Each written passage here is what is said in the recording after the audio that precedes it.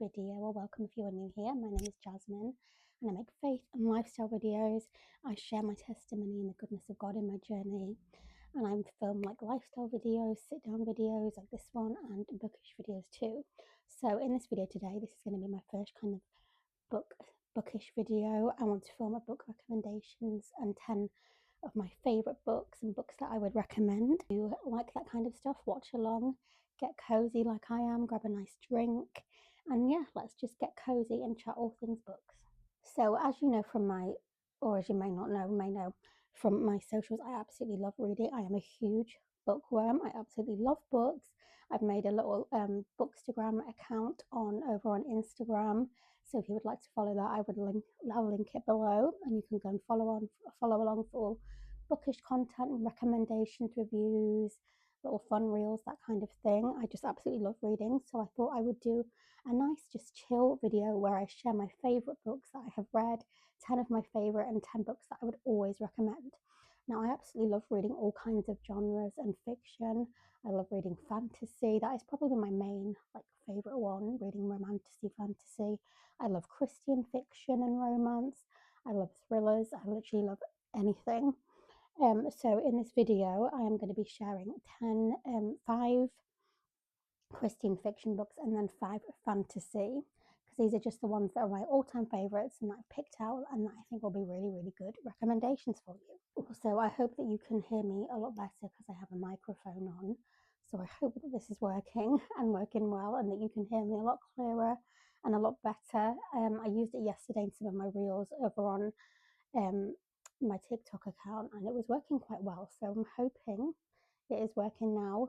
And I'm also using my brand new tripod, which is really, really good and really, really handy.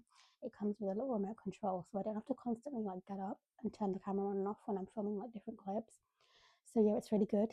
And also I'm joined by my little dog Lola. As you can see, she's all cozy and ready for the book video, aren't you?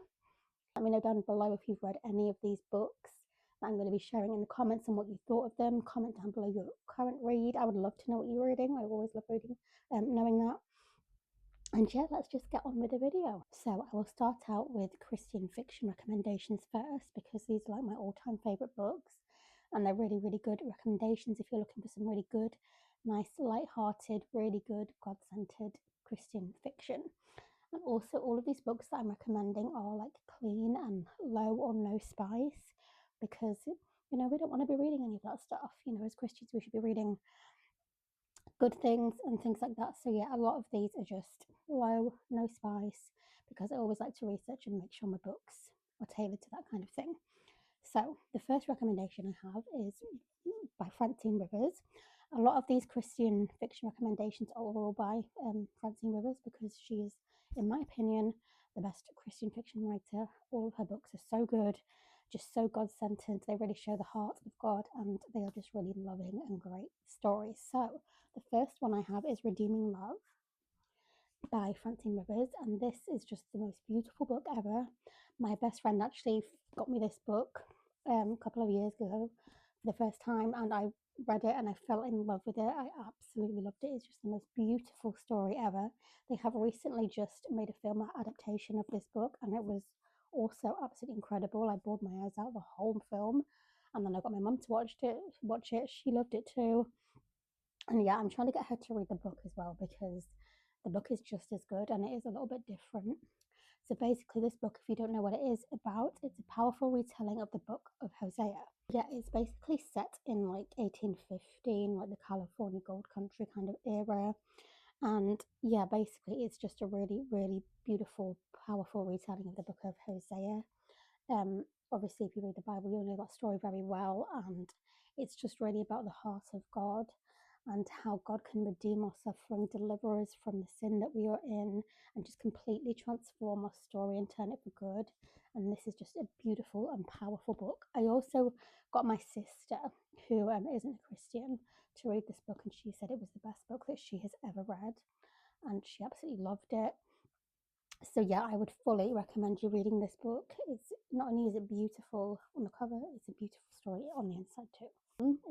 It's called The Stranger in the Lifeboat by Mitch albom.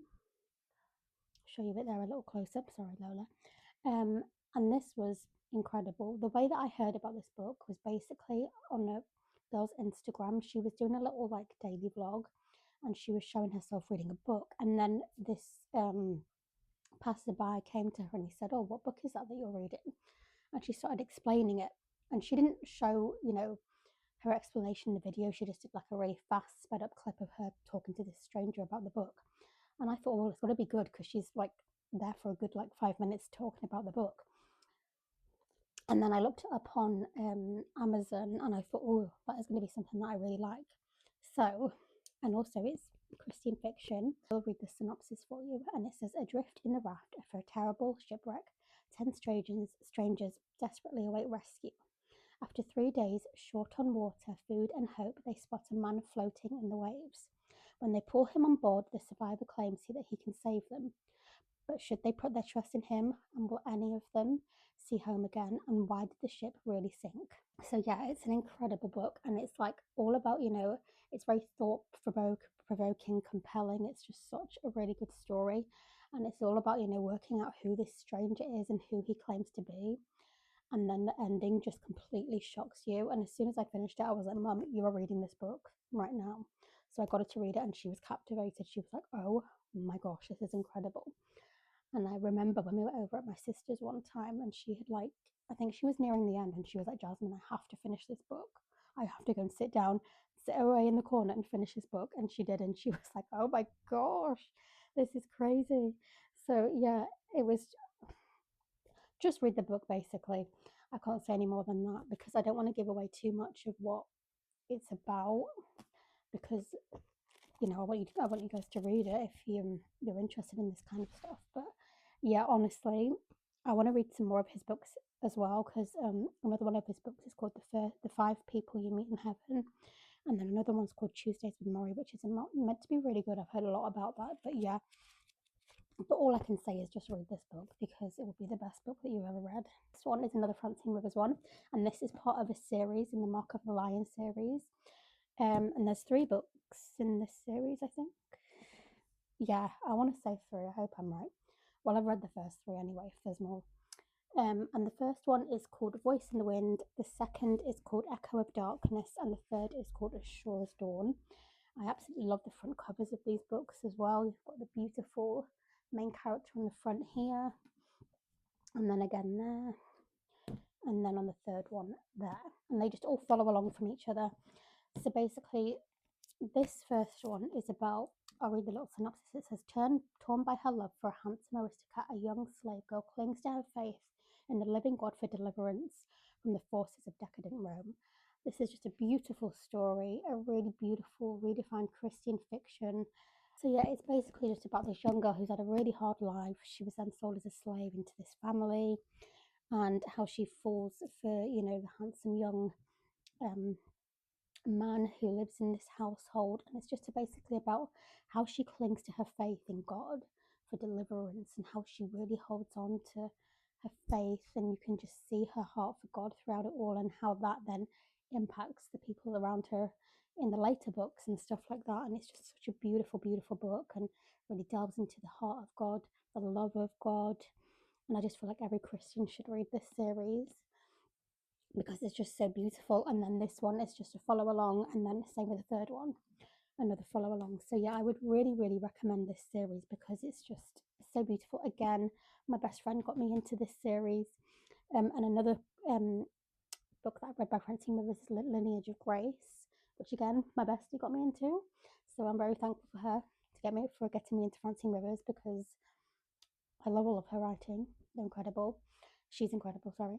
So yeah, Lineage of Grace is basically about 5 women from the Bible, and it's basically a retelling of their story. So there's like Tamar, Rahab, Bathsheba, Mary, and yeah, it's about all of those people, women, and how they shaped about the lineage of Jesus from that, and how they paved that pathway for Jesus. And it's just a beautiful, beautiful retelling of all of their stories. And it also comes with like a 6-part Bible study that you can go deeper into, which I'm doing right now. So obviously I've read the book quite a few times now, but I'm going back and doing the Bible study again and just getting a really nice fresh perspective. I'm going deeper into it. Another great book I've read that I don't have with me because I don't have a copy of it, is The Masterpiece by Francine. That was another great one. So yeah, I would really recommend any of her books, to be honest, because they were all amazing. Okay, so now I will get into my fantasy recommendations.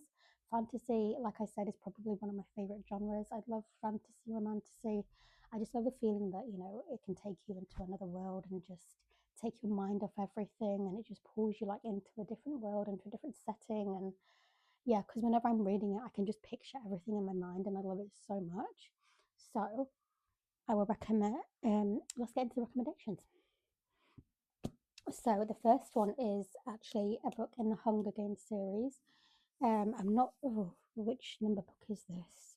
I can't remember. Anyway, this is Sunrise of the Reaping by Susanna Collins, and this is a Hunger Games book, as I said. This was probably one of my favourite Hunger Games books in the series. I did read the whole series, but this one was by far my favourite. And basically, this is all about Haymitch's story. So if you know who Haymitch is, he is the mentor of Katniss and Peter in the Hunger Games, and this is basically all about his story, how he got into the Hunger Games, how he fell in love. And yeah, this is an amazing book, but at the same time, it completely wrecked me because I was like, oh my gosh, I was crying the whole way through. I couldn't believe it, and just the ending.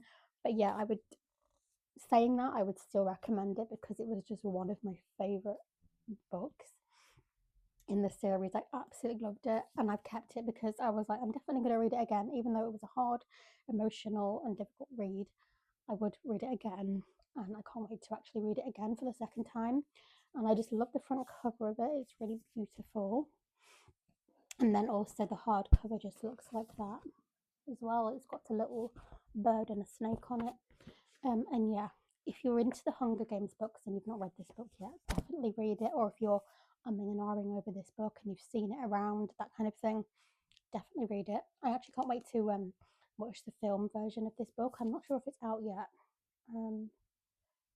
Maybe it is. I'm not sure. Let me know in the comments if you've watched the film or you know if it's out. Anyway, I cannot wait to read this again. But yeah, I would definitely recommend this one because it is just so good and such a beautiful but sad and amazing story. Okay, so the next book I have in my recommendations, is Air of Illusion by Madeline Taylor. I have just recently finished this book a couple of weeks ago now, and I absolutely loved it. And I kind of just bought this book like randomly. It wasn't like a book that was on my TBR or anything. I'd just seen it around on my Instagram and stuff, and I had a little voucher for my birthday. So I was like, ooh, and then I saw it in Waterstones, and I thought, oh, I might get that today. And it was half price as well. So I just thought I would get it. And yeah, I absolutely fell in love with it. I loved it so much.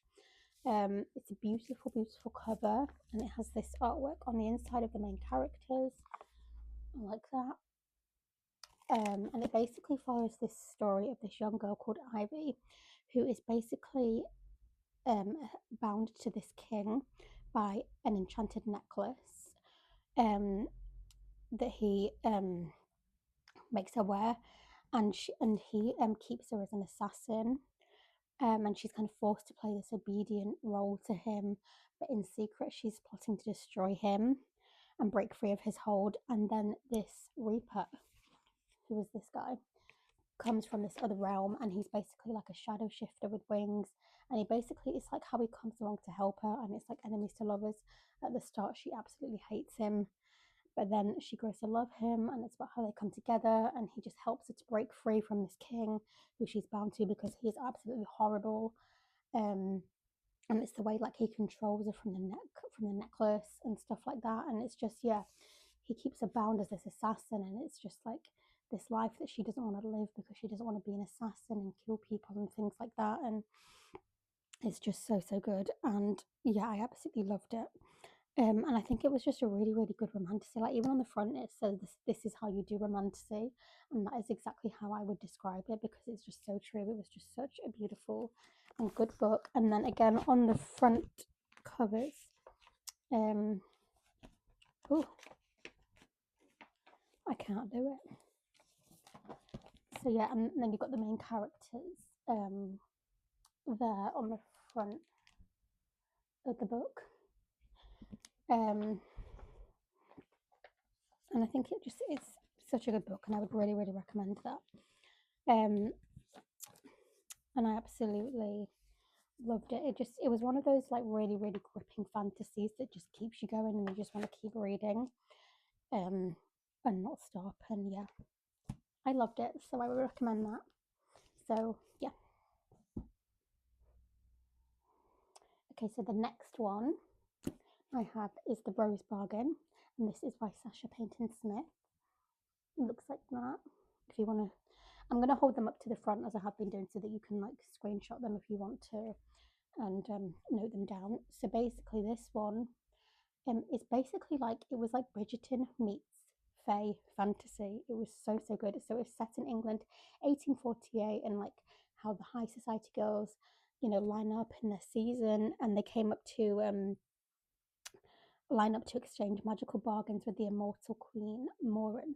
Lady Ivy Benton's season arrives with a shocking twist, and the Queen announces a competition to win the hand of her Fae son, Prince Bram, and marrying the prince is a prize that could save Ivy's family from ruin. Yet every glittering Fae deal has a rotting heart, and amidst lavish balls, vicious competitions, and a dangerous alliance with the Prince Bram's irresistible brother, Prince Emmett, Ivy soon realizes that at the centre of this contest lies a dark plot that could destroy all of England and the heart along with it. But I absolutely so yeah, I absolutely loved this book. I thought it was so cool how it was kind of like Bridgerton meets fantasy and how they brought that together. I love the twists in this book. The ending was absolutely such a cliffhanger, such a twist. I was like just literally there with my mouth open. At the ending, I was like, "What? No, that cannot happen! Like, why is this happening?" But then I was also so sad because the next book doesn't come out until about June or July. I was like, I can't wait that long. I need to know what happens. So yeah, if you want a really good book and you like Bridgerton and you love fantasy and you like all of that kind of like yeah, and you like all of that kind of like high society, Bridgerton era stuff, but you also love Fae and fantasy, this is definitely the book for you. It was so, so good. I absolutely loved it, and it was something completely different that I wouldn't usually go for. But I just thought, you know what, I'm going to try it, and I absolutely loved it. So yeah, I would definitely recommend you giving this a try because it is so good. Okay, and lastly, the last book I have in my recommendations is Shield of Sparrows by Devony Perry. Now, this was one of my favourite ever fantasies that I have ever read. I absolutely loved it. Again, when it came, and when I read the synopsis again, I was like, am I actually going to like this book? I'm not sure if I will. I'm not sure if it's my kind of thing because it kind of has like monsters in it and that kind of thing. And I'm not usually into that, but I absolutely loved it.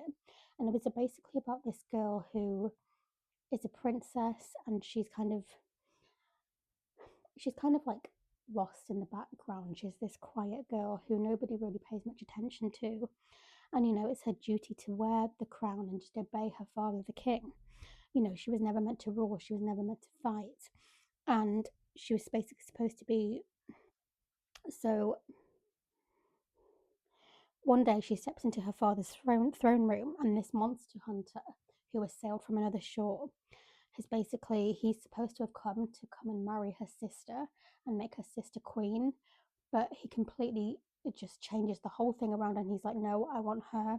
And he chooses this young girl, and everybody's like, you can't, like, she's not supposed to be chosen. And even this girl is like, I don't want to be chosen, this is, you're meant to choose my sister. And it's about how he chooses her, and he's like, no, I'm definitely choosing you, I want you to come with me. And she has to go across these treacherous lands with him beside this warrior who, and he doesn't actually like her, he just chooses her. And it's about, again, enemies to lovers, they both absolutely hate each other, but he chooses her, and there's obviously a reason that he chooses her, but I won't obviously say why because it will ruin the story. But yeah, and it's about how she's.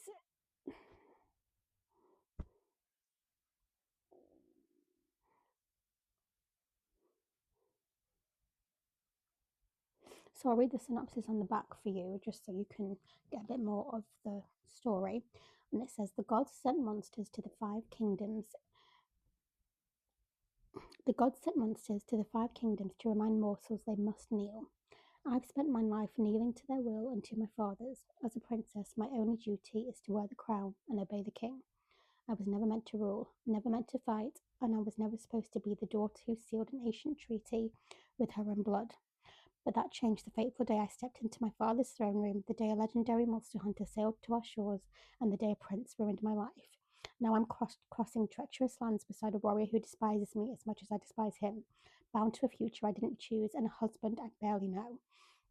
Everybody wants me to be something I'm not, a queen, a spy, a sacrifice. But what if I refuse the role chosen for me? And what if I made my own rules? And what if there's power in being underestimated? So, yeah, this was just incredible. I absolutely loved this story. I just love how it turned out. I love the ending. I loved the whole plot of it in between and how these two, even though they absolutely hated each other, came together. And yeah, it was just such a beautiful, beautiful story and a really gripping and good but different style fantasy. Um, and yeah, I would always recommend this one. Again, it's low spice, it's really, really good, and it's easily like skippable spice as well. So when I say low spice, I mean it's like easily skippable because yeah, you know, I don't want to be reading any of that kind of stuff and I always skip it anyway. So yeah, this is just like easily skippable, low. You don't have to worry about, you know, should I be reading it or not? But obviously everybody has a different take on it. But yeah, it's just a beautiful book as well. So yeah, I would definitely recommend that one if you're looking for a really good gripping, kind of high stakes, good plot, enemies to lovers fantasy. Okay, so I'll quickly show you the two little books that my friend bought me recently that are Christian fiction, because yeah, like I said, I think I'm just definitely going to fall in love with these and read them and then recommend them again. So the first one is called Summer of Dandelions, and this is by Whitney Amazon. Yeah, that is the end of the video. I really, really hope that you enjoyed it. I hope that you enjoyed the recommendations and that you will read some of them and enjoy the books.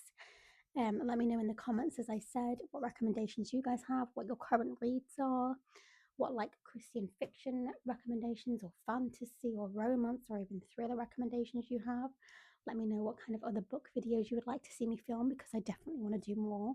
Because as you know, I love reading, I love filming these kind of videos with books in them, and it's just, yeah, something that I really, really love and enjoy filming. So let me know any other videos you would like to see. And yeah, I hope you have an amazing week, whatever you are doing. Always remember that Jesus loves you, and I just pray that you have a blessed day. Thank you so much for watching.